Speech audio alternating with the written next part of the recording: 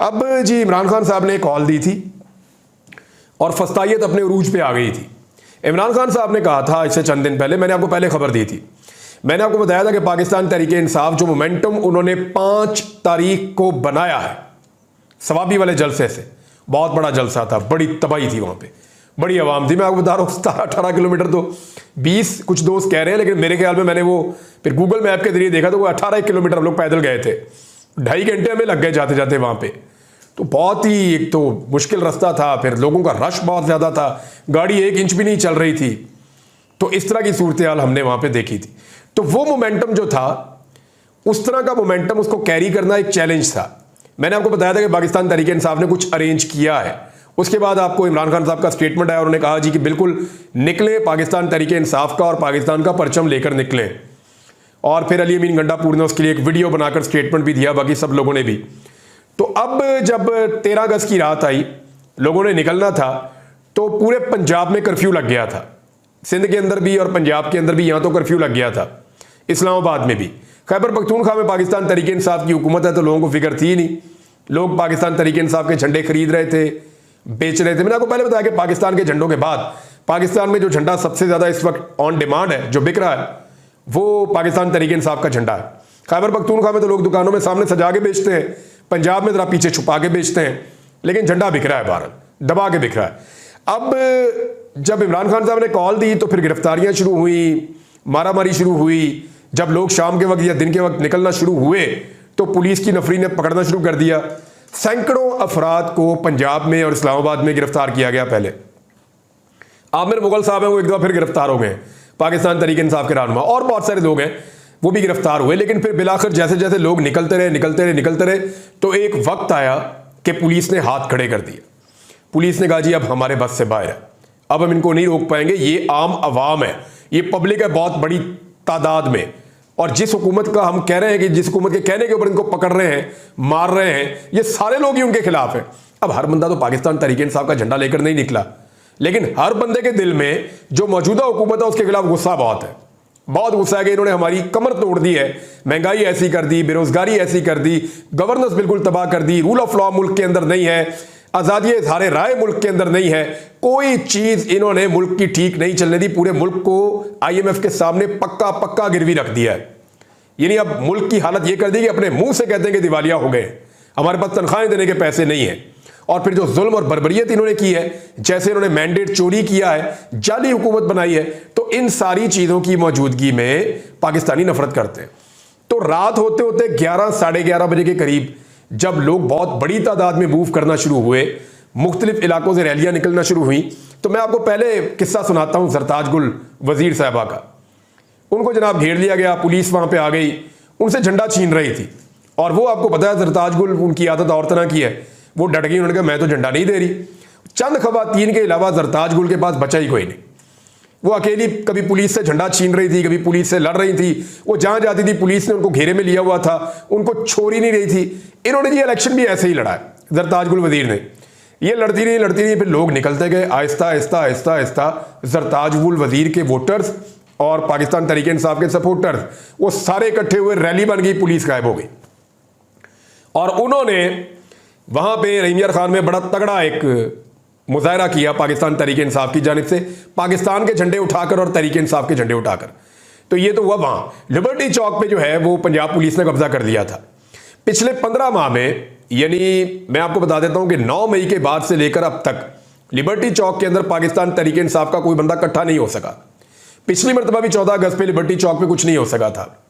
15 महीने हो गए हैं लिबर्टी चौक के ऊपर रियासत का कब्जा है, और पुलिस ने वहां पे आके अपनी कैदियों वाली वैनें खड़ी कर दी, अपनी गाड़ियां खड़ी कर दी, वहां पे रश लगा दिया, डंडे सोटे पकड़ लिए कि जो आएगा पकड़ेंगे मारेंगे। तो पुलिस ने वहां पे बड़ा जबरदस्त किस्म का माहौल बनाया हुआ था लिबर्टी चौक में। लेकिन फिर रात 12 बजते बजते हमने मनाजिर देखे कि लिबर्टी चौक पूरी तरह से पाकिस्तान तहरीक इंसाफ के कारकुनों और आम शहरियों के साथ भरा हुआ था। तहरीक इंसाफ के और पाकिस्तान के बेशुमार झंडे थे, लोग जो है वो एहतजाज भी कर रहे थे और जश्न आज़ादी भी मना रहे थे। बल्कि जिन जिन चीजों से, यानी पाकिस्तान तहरीक इंसाफ के झंडे को छीनते थे ना पुलिस वाले, यानी जहां झंडा नजर आता था इनको ऑर्डर था कि झंडा छीन लेना है, तहरीक इंसाफ का झंडा नजर नहीं आना चाहिए, मैंने आपको पिछले वीलॉग में रात को बताया भी था कि तहरीक इंसाफ का झंडा छीनने का इनका मिशन था, लेकिन हुआ यह कि फिर हर तरफ तहरीक इंसाफ का झंडा ही नजर आ रहा था।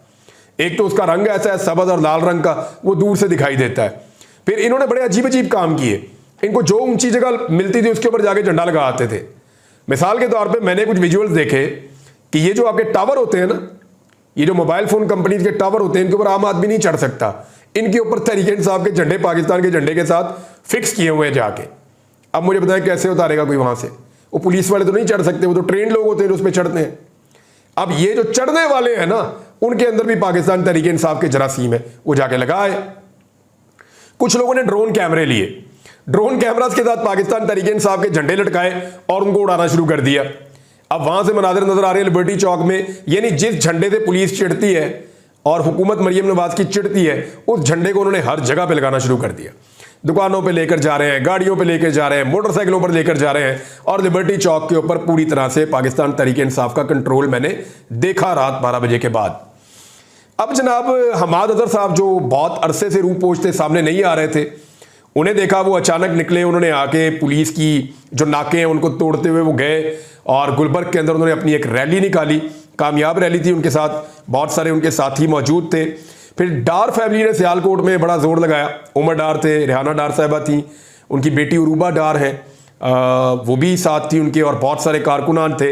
हालांकि वहाँ पे बड़ी पुलिस ने पहले मुजामत की, बड़ी लड़ाई की पुलिस ने, कुछ लोगों को गिरफ्तार भी किया, लेकिन फिर उसके बाद देखें सिचुएशन अवाम के हाथ में चली गई। आमिर मुगल एक दफ़ा फिर गिरफ्तार हो गए। मुल्तान में जैन कुरैशी और उनकी बहन जो है मेहरबानो कुरैशी, शाह मोहम्मद कुरैशी का बच्चे, ये निकले। इनके साथ पहले बड़ा कोशिश की गई इन्हें रोकने की, बार बार कोशिश की गई, लेकिन फिर इन्होंने रैली निकाली और ये कामयाब हो गए। सद्दाम बलूचिस्तान से आया और उसने रावलपिंडी के अंदर बड़ी तगड़ी एक रैली निकाली और वो इस्लामाबाद की तरफ गया। फिर मेजर ताहिर सादिक और उनकी फैमिली के घरों के बाहर तो कर्फ्यू लगा दिया था कि ये निकल ना सके, फिर भी अटक के लोग निकले हैं।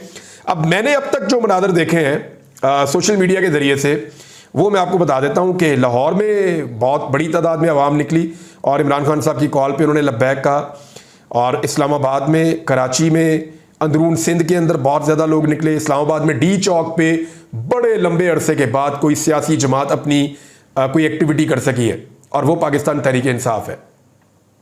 यानी लोगों ने खौफ के बुत तोड़ दिए। बड़ी तादाद में पाकिस्तान तहरीक इंसाफ के वर्कर निकले और डी चौक से लेकर वो रैली निकालते रहे, बड़ी दूर तक, पहले इधर जाते थे फिर इधर जाते थे, और बहुत बड़ी तादाद में लोग थे वहां पे भी। फिर उसके बाद जी सियालकोट, फैसलाबाद, शेखुपुरा, मुल्तान, चीचा वतनी, गुजरात, रावलपिंडी ने कमाल कर दिया। रावलपिंडी में एक रैली नहीं निकली, बेशुमार रैलियां निकली हैं, जगह जगह से निकली हैं, कभी इकट्ठी होती थी, कभी अलग होती थी, लेकिन रावलपिंडी के लीडर्स ने, पाकिस्तान तहरीक इंसाफ के जो लीडर्स हैं, उन्होंने ज़बरदस्त हिकमत अमली अपनाई और ज़बरदस्त काम किया।